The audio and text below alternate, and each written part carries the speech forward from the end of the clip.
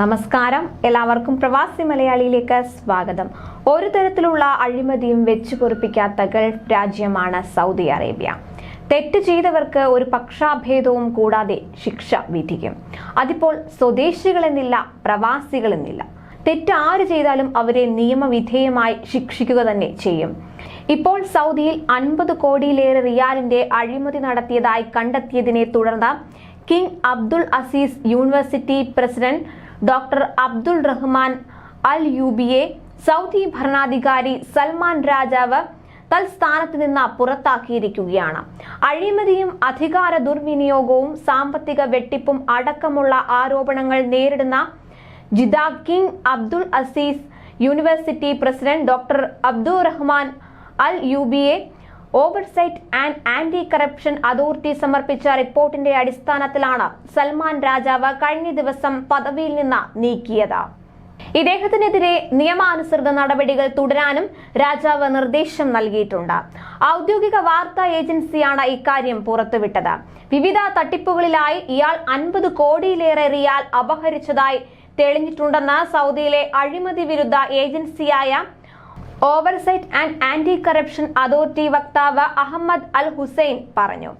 സർവകലാശാലയുടെ ഫണ്ടിൽ നിന്ന് 10 കോടിയിലേറെ റിയാൽ പ്രസിഡന്റ് നേരിട്ട് അപഹരിച്ചതായി അന്വേഷണത്തിൽ കണ്ടെത്തുകയുണ്ടായി. മറ്റു രീതികളിലും ഇദ്ദേഹം പണം അപഹരിച്ചിട്ടുണ്ട്.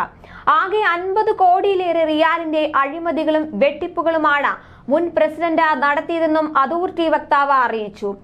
Oversight and anti corruption authority നടത്തിയ ചോദ്യം ചെയ്യലിൽ doctor Abdul Rahman Al Yubi കുറ്റസമ്മതം നടത്തുകയുണ്ടായി. കൺസൾട്ടിംഗ് മേഖലയിൽ കരാറുകൾ ഒപ്പുവെച്ചതിൽ അഴിമതികൾ നടത്തിയ ഇയാൾ സർവകലാശാല ബാങ്ക് അക്കൗണ്ടുകൾ വ്യക്തി താൽപര്യങ്ങൾക്ക് ഉപയോഗിച്ച് അധികാര ദുർവിനിയോഗം നടത്തിയതായും കണ്ടെത്തിയിട്ടുണ്ട്. യൂണിവേഴ്സിറ്റി പ്രസിഡന്റിന്റെ അധികാര ദുർവിനിയോഗത്തെയും അഴിമതികളെയും കുറിച്ച് അതോറിറ്റിക്ക് ലഭിച്ച രഹസ്യ വിവരത്തിന്റെ അടിസ്ഥാനത്തിൽ നടത്തിയ അന്വേഷണത്തിലാണ് വൻ അഴിമതിയുടെ ചുരുളഴിഞ്ഞത്.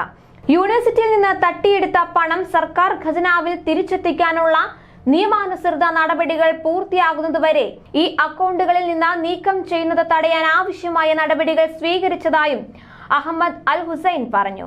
നേരത്തെ അഴിമതിയും കൈക്കൂലിയും വാങ്ങിയതടക്കം കണ്ടെത്തിയ സാഹചര്യത്തിൽ നിയമപാലകർക്ക് സൗദി കോടതി ശിക്ഷ വിധിച്ചിരുന്നു.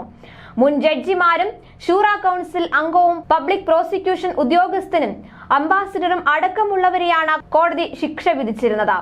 അഴിമതി, അധികാര ദുർവിനിയോഗം, കൈക്കൂലി, വ്യാജരേഖ നിർമ്മാണം എന്നീ കേസുകളിൽ പ്രതികളാണ് ഇവർ. ഓവർസൈറ്റ് ആൻഡ് ആന്റി കറപ്ഷൻ അതോറിറ്റിയാണ് 11 പ്രധാന കേസുകളിൽ കോടതി പ്രഖ്യാപിച്ച ശിക്ഷാവിധികൾ പരസ്യപ്പെടുത്തിയത്. എന്തായാലും സൗദിയിൽ ഒരു തരത്തിലുള്ള അഴിമതികളും വെച്ചു പൊറുപ്പിക്കലെന്ന് തന്നെയാണ് ഇത്തരം നടപടികളിലൂടെ വ്യക്തമാകുന്നത്. കൂടുതൽ പ്രവാസി വാർത്തകൾക്കായി ചാനൽ സബ്സ്ക്രൈബ് ചെയ്യുക.